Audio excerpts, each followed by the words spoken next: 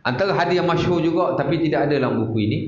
Tapi dalam buku-buku fiqh bila ulama membahaskan tentang kitabul at'imah wal ashribah. Dalam kitab makan dan minum, dalam slot bab adab makan dan minum, mesti ada hadis yang diriwayatkan oleh Jabir radhiyallahu taala anhu, yang diriwayatkan dalam Sahih Bukhari atau Muslim. Di mana kata Nabi SAW, "Idza dakhala ahadukum baitahu, thumma zakarallaha 'inda dukhulihi wa 'inda ta'amihi, qala asy-syaitan la mabita lakum wa la 'asha.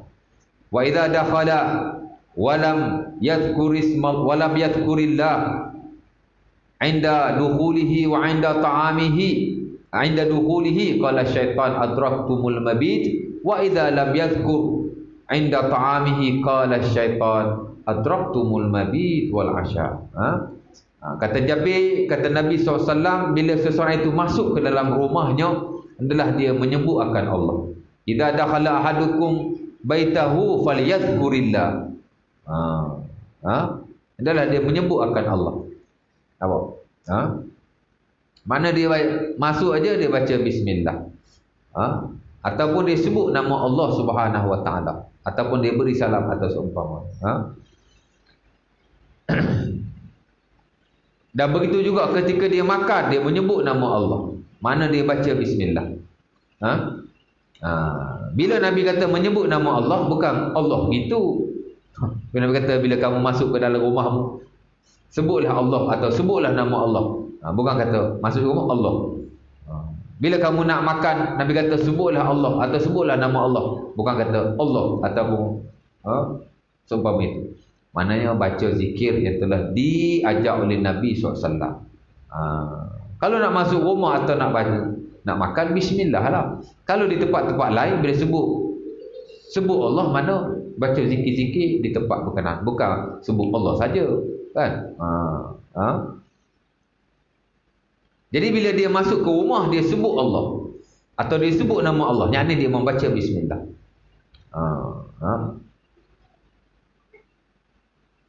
Dan begitu juga ketika dia makan, maka syaitan akan berkata sesama mereka, malam ni kita tak ada tempat tidur lah, dan kita tidak ada makan lah.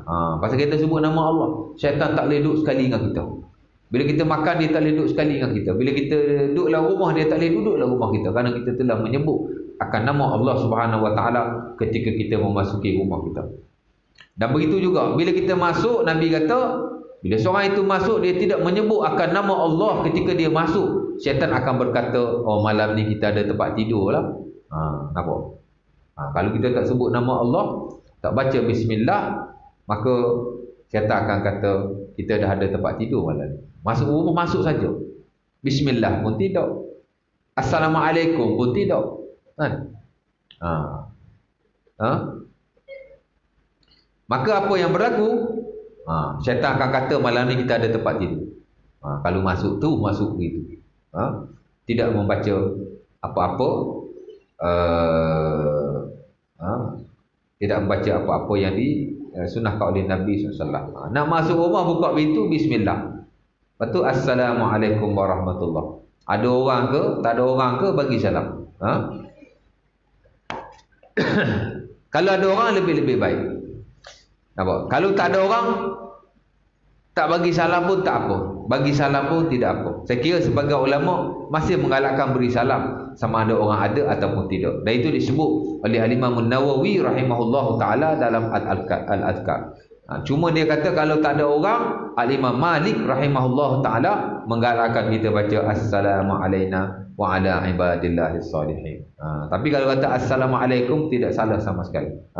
Kita boleh rujuk Al-Azkar. Al-Imam Nawawi rahimahullah ta'ala tak kala dia membawa hadis tentang kesunahan memberi salam ketika masuk dalam rumah, dengan membawa hadis antaranya hadis Anas bin Malik yang diriwayatkan dalam Sunan At-Tirmizi, di mana kata Nabi, ya bunayya idza dakhalta ala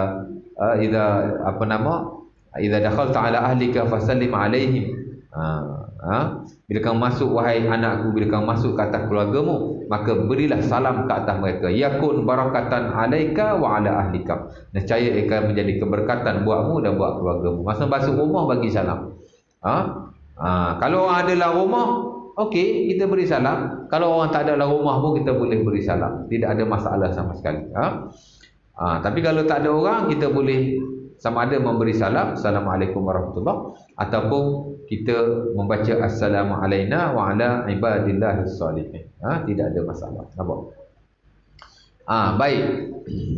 Tapi kalau kita confirm tak ada orang, kalau tak beri salam, maka tidak makruh sama sekali. Tapi kalau ada orang pun tak beri salam, tidaklah wajib.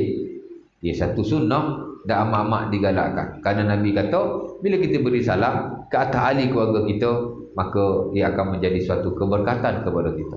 Jadi hak masuk rumah ni yang sahih dalam sunnah Rasulullah SAW ialah membaca bismillah selaku menyebut nama Allah berasas kepada hadis Jabir radhiyallahu taala anhu, dan juga memberi salam ke atas ahli keluarga kita. Dua tu saja. Nampak? Spesifik lah secara khusus bila kita masuk rumah. Dan bila kita melakukan hal yang sedemikian, syaitan akan berkata malam ni kita tidak ada tempat tidur lah.